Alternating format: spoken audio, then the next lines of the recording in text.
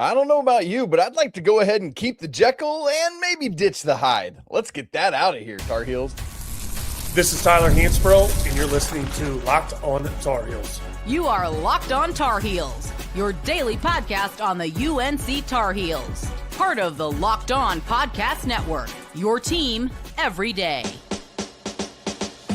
Hey there, what's up? Happy Tuesday morning. It's February 3rd, 2026. Welcome into the Locked on Tar Heels podcast, the only daily North Carolina show out there. I'm your host, Isaac Shade. You're joining me at the place to get your Tar Heels content every single day. It's all part of the Locked On Network, the #1 sports podcast network out there. I want to thank you for making us your first listener watch on this Tuesday. And I want to give a special shout out to all our everydayers, all the members of the Locked On Tar Heels Discord, and our great insiders as well. This episode's brought to you by Mazda, who puts the same drive into every single detail. Wins define the moment, putting in the work, that defines you. Stay tuned for highlights in this week's Moving the Game Forward. There's more to a Mazda because there's more to you. Hey, North Carolina wins over Syracuse 87-77. The score is deceiving. If you watch this game, you know it. We're going to unpack it. We're going to talk about it. We'll have my biggest takeaway from the game, the Four Corners recap. We'll have the Shady stat of the game, all of that and more coming up on the show. A couple numbers, a couple rankings. Carolina, 14th in the new AP poll that dropped yesterday. At this morning's net refresh, Carolina stays at 25th. The good news, surprisingly, I didn't even think about this as a possibility, is that Syracuse, in probably some large part, thanks to the final 10 minutes of this game, moves up to 72nd. So this is technically now a quad 2 victory. What does that mean? We are going to be massive Syracuse fans for the rest of the season. That's the way things work in this net era. Go Q's go, except for when Carolina goes up to the former Carrier Dome. I still can't call it the new name, JMA Wireless, which, by the way, the Tar Heels need to go up there and do a spanking. Just absolutely obliterate Orange to make up for last night. All right. Ken Palm, Tar Heels stay at 29th overall, 18th in offensive efficiency, 53rd in defensive efficiency. We'll talk about maybe why Carolina isn't moving in any of those coming up. All right. Here's the biggest takeaway for me from this game. You cannot leave what Carolina did last night feeling wholly off. Much a both and kind of game. You have to take the first 30 minutes of this game seriously, and you have to take the final 10 minutes of this game seriously. I think the question for all of us, though, is which one of those two Tar Heel teams is the real Tar Heel team?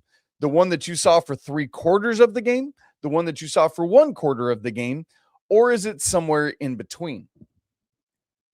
I would like to think that it's closer to the team we saw in the first 3/4 of the game, because that was the majority of the game, because that felt like what we've been seeing happen over the last several games as Carolina has started to right the ship a little bit. However, you can't fully say that. While I say I would like to say that, you can't fully say that, because clearly this team is capable of what happened in the final 10 minutes of the game, because it's not an outlier. We've seen it in multiple other moments this season, and that's the problem. So when you think about taking the first 30 minutes of the game seriously, I mean that seriously. Carolina was great. I thought they were playing really well. The offense continues to hum. The Tar Heels have now scored 85 or more points in 4 straight games and in 6 of 7.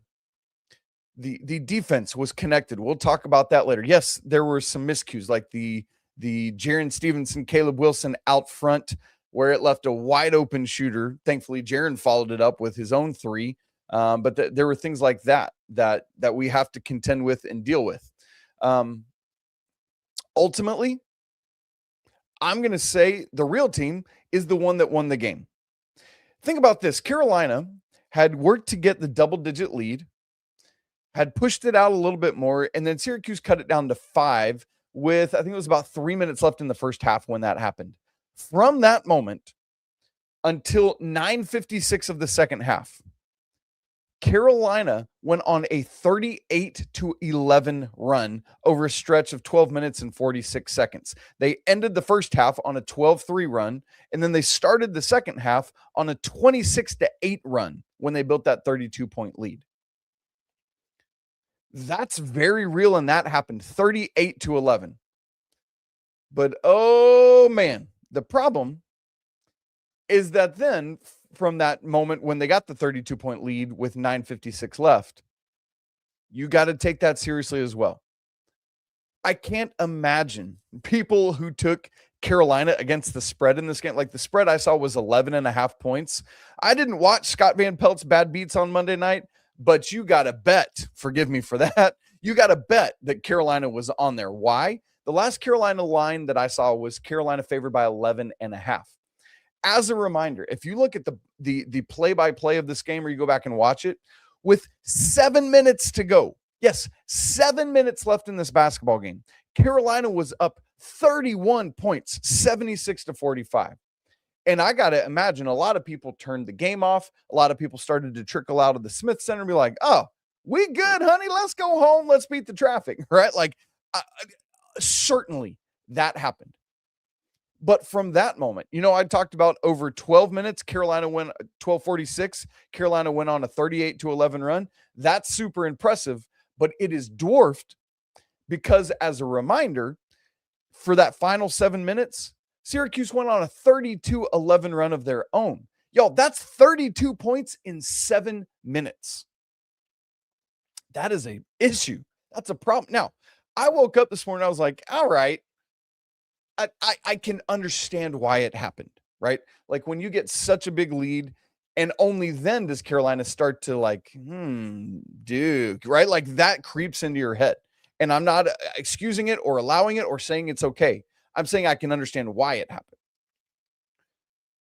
And so it's not the kind of bad beat where it was like one play at the end that flipped it, but goodness gracious, what an odd thing to have happened. And if it was just the one time, I think I would call it an outlier. But now we've seen it against Navy and against Stanford and in other moments. So this is something that clearly needs to be addressed with the team. But hear me say this. That final score, 87-77, is not indicative of the game. Heck, Locked On Syracuse host, my buddy Jackson Holzer, you go watch his takeaways from the game. He was saying, look. Syracuse was awful tonight. The final score is not representative of this game. So even Syracuse folks understand the deal. Everybody knows what's happened. Truly, the 20-plus point margin that Carolina had is the reality of the vast majority of the game. Carolina led this game for 37-38. But you know what other game they led for even longer than that? The Stanford game, and they lost that one. This game felt to me like Carolina was never in danger of losing it, but they could have, right? Like the Syracuse got it down to 6 with still essentially a minute to go. And so here to me is the issue for Carolina, is a lack of focus. That to me, if I had to distill it down to one thing, that's what happened over the final 7 minutes of this game. So rather than maintaining a 30-plus point margin, or even if it got down to like 25 or something, that's fine. But you see, Tar Heels, the problem is that even though Carolina led the vast majority of this game, even a short stint of undisciplined basketball, of unfocused basketball, of sloppy turnovers, whatever it is, it can jump up and bite you. And while this team's offense has been great, the team in totality has not shown the ability to just, let's play with our food for a little bit and then we'll be fine. No, you're not that level of elite.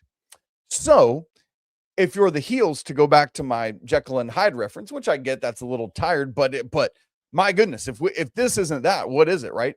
You got to figure out how to do everything you can to keep the good of this game, to keep the Jekyll from this game, to be locked in defensively, to have Jaren Stevenson going nuts, to have the front court doing work, to have Derek Dixon maintaining control of the game, Luka, all of that stuff.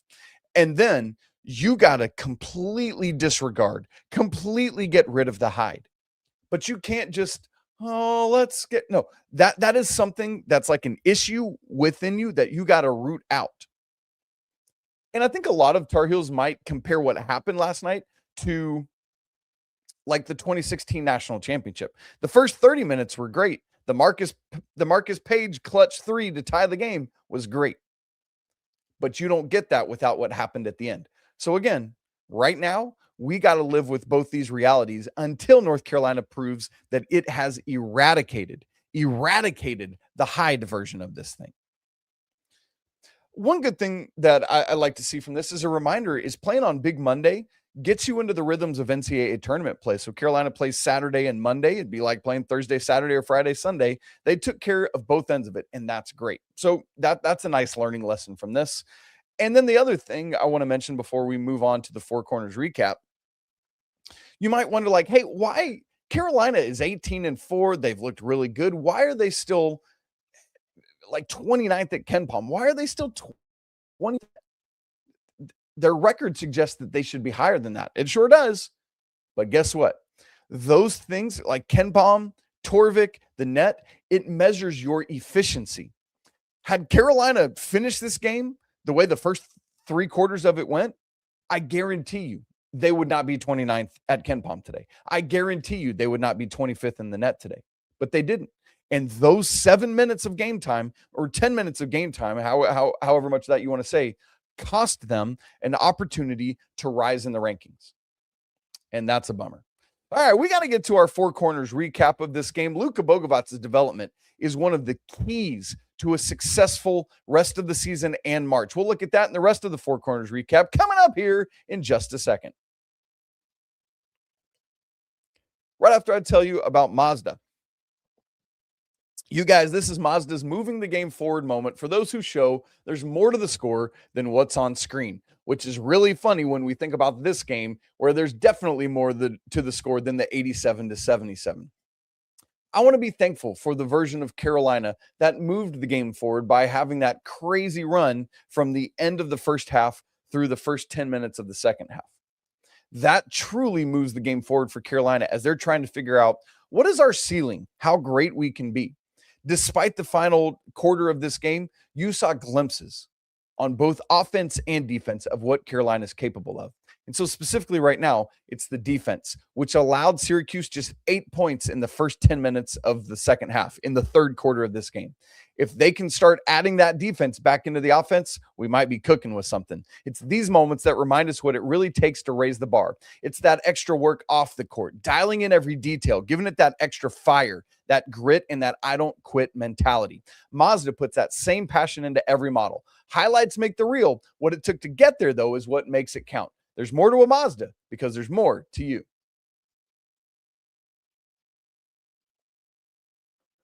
All right, you guys, I want to thank you for making Locked On Tar Heels your first listener watch of the day and making the Locked On Network the number one sports podcast network out there. It's incredible stuff, and it's all because of you. If you want to go next level with the show, man, check out our brand new Everydayers Club that's got perks and all sorts of stuff that you want to be more connected than ever. It's in the show notes. The link for that is lockedontarheels.supercast.com. Four Corners recap. Here we go. Number one, Luka Bogavac's growing comfortability, his development is a healthy reminder that not everything is a microwave, especially in this day and age where you're bringing dudes together that haven't played much. In Luka's case, he gets to the team late in the game. In Luka's case, he doesn't get to play in all the preseason exhibition games. In Luka's case, he finds out just hours before the first game of the season that he's going to be eligible to play. And so you can forgive him. Oh, and by the way, is just coming to America for the first time. So hello, culture shock. What's up? Nice to meet you. So you could forgive him if it's taken him 20 or so games to start finding his way. But now that he is, oh my, like Luka is starting to turn into, he's not fully the guy we thought he could be. Like, it's not like he's, like some of my predictions preseason was Luka Bogavac could lead this team in scoring. He hasn't done so yet, But man, what he's starting to show now, last 3 games, he's 7 of 13 from 3, over 50%. Last 3 games, he's 14 of 23 from the field. His assist to turnover ratio is really, really strong. Luka is settling in. His 3-point percentage is slowly inching its way up. I think now, let me get to my chart here. I closed it out. I think he's up to 33% on the season now. I didn't close it out. I still got it. 33.3%. He's exactly 33 of 99 from 3. His free throw percentage creeping up towards 80%, 76.4%. Field goal percentage is 41.5%. To put specificity to that assist to turnover ratio, 2.7 to 1. As a secondary or tertiary playmaker, that's great numbers from Luka. And so you just see him starting to settle in. And he even talked about it post-game, how he's feeling more comfortable, how he's like all of that. And reminder, he's doing that coming off the bench right now, which Jaden Young started again, played 8 minutes. It's such a weird anomaly. But as I said after Georgia Tech Saturday, it ain't broke. So no need to fix that. If Luke is more comfortable coming off the bench and still playing, how much here? 22-37. That's great. So Caleb Wilson, Derek Dixon, Caleb Henry, Derek Dixon, Seth Trimble, Jaren Stevenson, Luka Bogavac. Those are the dudes right now playing 20 plus minutes a game. You got 6 guys that Coach Davis believes in to that level to give them that much time. And then you've got Jonathan Powell, Kyan Evans, and Jaden Young. Those are your kind of outside of that top 6. Like, I think that 6 is the crew. And then you extend it to 9 with JP, with Kyan, with Jaden Young. Those 3 guys need to continue to add stuff. And so when we talk about Luka settling into the player we expected him to be, first off, that moves this team's ceiling and needle and whatever you want to say to a higher level. Because you think about Luka coming off the bench where he's dropped double digits in 3 straight games now. Yeah, absolutely.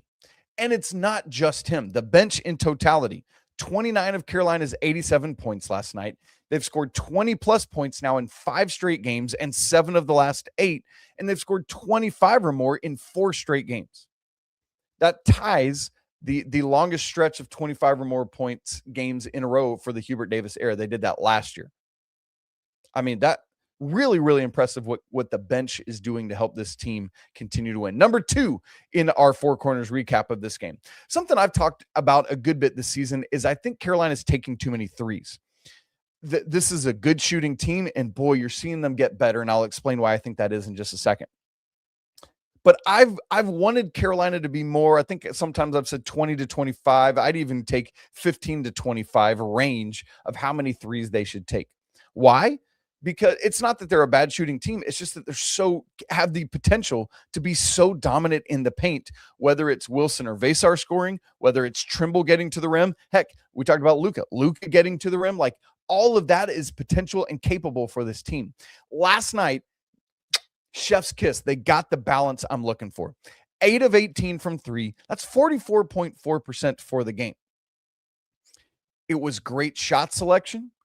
I think a lot of it, and I said this after the game last night, I continue to feel this way, so I'll say it again, is that it was because Syracuse played both Caleb and Henry straight up. They didn't bring double teams. So they weren't kicking out, because a lot of teams, they're doubling yes to get the ball out of Caleb and Henry's hands, but those teams, for my money, are saying not only does it get it out of their hands, but then we'll live with Carolina taking threes, even if they're wide open, because we feel like that's a better way to survive against the Tar Heels than living with Wilson or Vasar getting to the rim. And so thank you, Syracuse, for not doing that. But Carolina then only takes 18 threes while they took 38 twos. And guess what? They made 19 of them. Carolina is so good shooting the basketball from 2. Their 2-point percentage for the season is 58%. So when I'm pleased with them shooting 50% from 2 last night, is actually a bad 2-point shooting game for the Tar Heels, because they're 58% on the season, 27th in the nation. Let's not forget they're great at defending the 2. Oh, by the way, 5th in the nation, allowing opponents just 44% from inside the arc.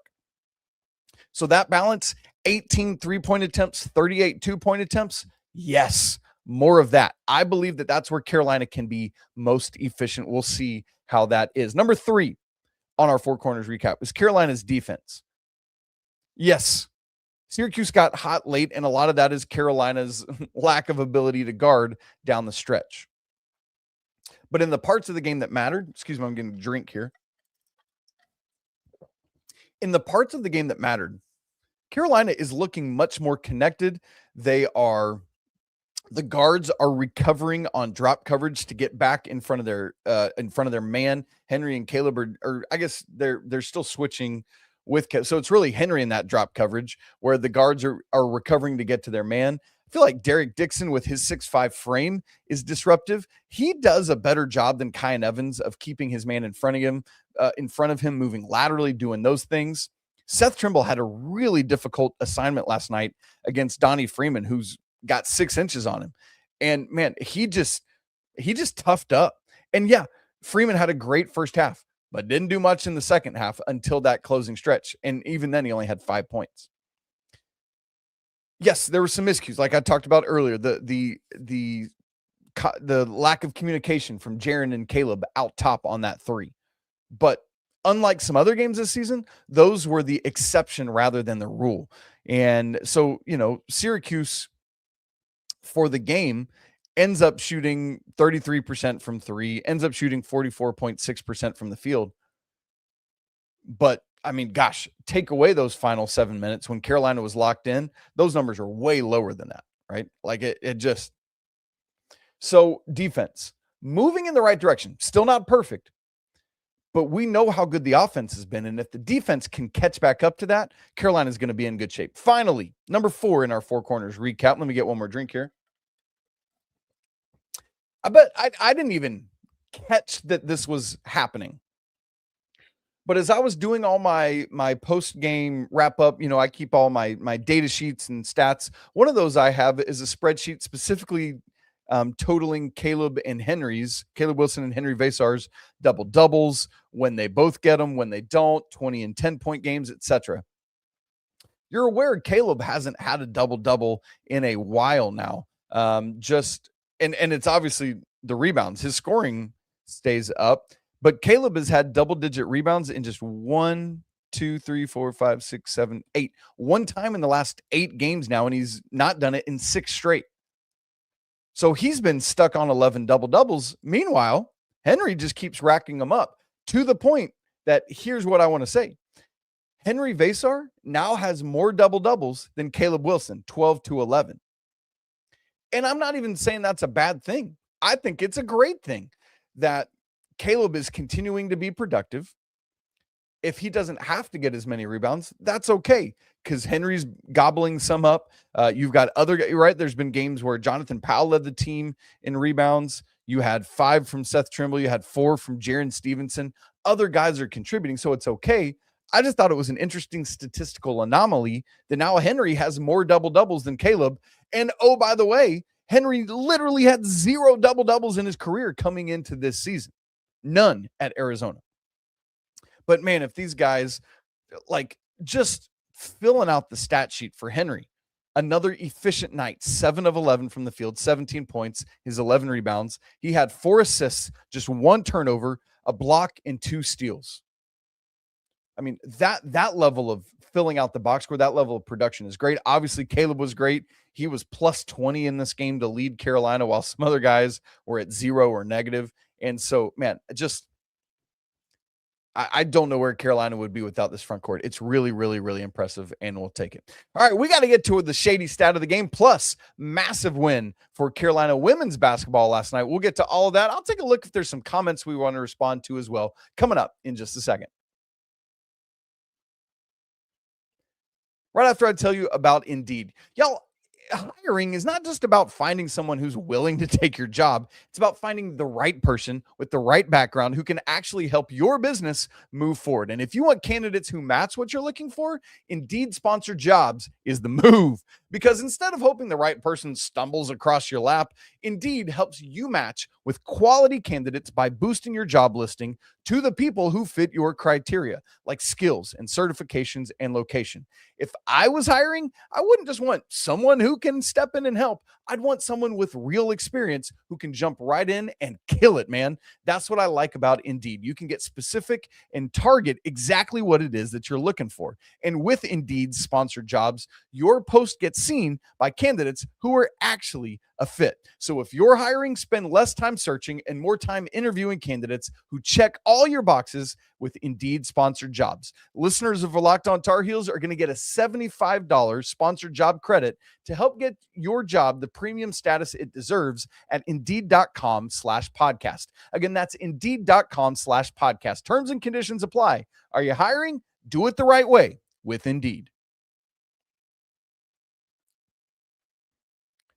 It's time for the Shady stat of the game. I'm rocking my son's Dude Perfect shades today. Shady shades. There you go.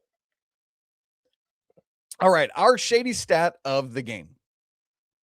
One of the things that I have loved about this team is that they continue to share the basketball so well. Carolina, one of the things I track in a big way is assist percentage. In this game, 16 assists on 27 made baskets. That's 59.3%. On the season, and again, they've played 22 games. Their assist percentage has been 50% or greater in all but 3 of their games. That's crazy stuff. Really, really good from the Tar Heels. Unfortunately, one of those was the Syracuse game. That one haunts me, you guys. I keep coming back to it because good grief, Carolina should have won that Syracuse game. It drives me crazy. But anyway, Carolina's ability to share the basketball has been really great. Now, some of the late turnovers in this game kind of muddle the numbers and it doesn't look as good from an assist to turnover ratio standpoint. But of the Tar Heels who played last night, 1, 2, 3, 4, 5, 6, 7, 8 of the 10 had at least one assist. Now, of the 2 that didn't, one of them is Zayden Hyde, who played a grand total of 58 seconds. So, right, like we could really call it 8 of the 9 who played had an assist. And 1, 2, 3, 4, 5 of those 8 who had an assist had multiple assists. That's what I'm talking about. The bugaboo last night was the late turnovers, right? We always look at assists and turnovers together. And the leading culprit last night was Caleb. Derek Dixon had 3 himself, so 7 combined from the freshman. That's got to improve, and that's got to get better. Now, again, and we'll talk about this throughout the rest of this week leading up to Saturday, but all of this, I guess one of the silver linings is that you're glad for the win, but you're also glad that this team was humbled a little bit in the closing stretch, which is going to make them even more locked in and focused for Duke on Saturday. Again, I don't love that it had to happen that way, but hey, I guess there's your silver lining. Am I right? All right. Hey, the Lady Tar Heels tipped off just an hour before the men in Raleigh at NC State. This game started hot. Both teams were shooting really well. Carolina was like 4 of 4, 5 of 5, something like that to start the game. But NC State came back and started taking control. It was 20-14 after the first quarter. And as I was watching this, it was like, man, it was a hot start, but on the road at a place where Courtney Banghart has literally never won as the head coach of the Tar Heels. I don't know that it's going to happen. I don't know that this is the day. But then Carolina wins the second quarter. Carolina wins the third quarter by 10. And you're like, okay, suddenly we're cooking here with a little something. Just got to take care of business in the fourth quarter. Well, guess what? Just like the men, the ladies had a little bit of some trouble with it in the second half. They got up. They were up by 10 with, it wasn't all that much time left in the fourth quarter. They were up by 10 with 4 minutes to go, 58-48. Let NC State go on a 1, 2, 3, 4, 5, 6, 7, 8, 9, 10, 11-3 run to close it out. But the good news, Carolina wins 61-59. Had to survive a couple shots there at the end, including what would have been essentially a game-winning 3 from NC State. It missed, and we will take it. Carolina picks up, how about this? Their first quad 1 win of the season. If you didn't realize that, they were 0-4 coming in. And as I just said, Courtney Banghart's first win at NC State. Way to go, ladies. Proud of you. Keep on cooking. They've been playing better of late, and I love to see it. All right, let's see. I know we got some comments over here, and so I want to check out. Oh, somebody's mad at me. Bro, Jekyll and Hyde is such an outdated reference. You got to figure something else out, please. I apologize that I am old and I have old references. No, I'm just kidding. Like, I get that, but Hello. It makes total sense, right? Stay with me. It's great. Yeah. Rello, I like that. Rello Golden says, I think the last 10 minutes was human nature from young players. It was still unacceptable, but they all admitted they thought they had the game won and were just basically waiting for cues to give up. This is a great point and very true from what the guys said post-game. I even said it last night on the postcast. I had written it in my notes. With still 15 minutes to go in this game, Syracuse was done. They were cooked. They looked defeated. And I understand it too. So what I'm saying by that is mentally, that's clear to me that I took my foot off the gas by even the fact that I'm saying that is like, oh yeah, Syracuse is done. So if they're giving up, so am I. And that's not killer mentality. So as Rello Golden says here, it was unacceptable, but they admitted where they were coming from. And that's good. You know why that's good? Because you still won the game, but now you learn from it. Oh, especially for the young guys. Hey, in high school, when something like that would happen, it didn't matter. We just re-exerted ourselves and that was it. These are ACC level basketball teams. You just simply can't do things like that. And so there you go. Thomas Johnson, he's wondering about matchups with Duke. So who are the matchups this Saturday? We will get to that later in the week, but of course, the one you got to know, Carolina's power forward, therefore, Caleb Wilson. Duke's power forward, therefore, Cam Boozer.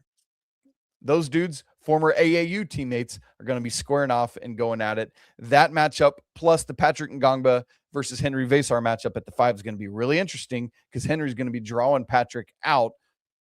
Going to be really curious to see how that is all going to go. And so Grant Angelfire asked, can you go through who will be guarding the full rotation versus Duke? I said, absolutely. We're going to do that later in the week. I promise you. Don't worry about that. So you guys, man, great to be together today. I'm thankful to all of you for joining here on the show today on a Tuesday morning. Excited over the course of the next several months. Like once we get into the summer and beyond, I'm going to start doing more of these live shows like in the morning instead of it just being pre-recorded because I love the real-time energy that we get to have together. And so if you like those, let me know. Drop a comment. Like, do you like when we do it live like this where you can jump in and interact? I want to start figuring some more of that out. So let me know. Drop a little spam comment in. Don't spam. That's silly, but drop a comment in the comments about it. All right, you guys, if you haven't subscribed to Locked On Tar Heels already, join us, do it, subscribe on YouTube, subscribe on your favorite audio platform as well. If you've not joined the Locked On Tar Heels Discord or our brand new Everydayers Club, those links are both in the show notes. We'd love to see you there. Y'all, it's always a great day to be a Tar Heel. We're going to talk again tomorrow, but until then, peace.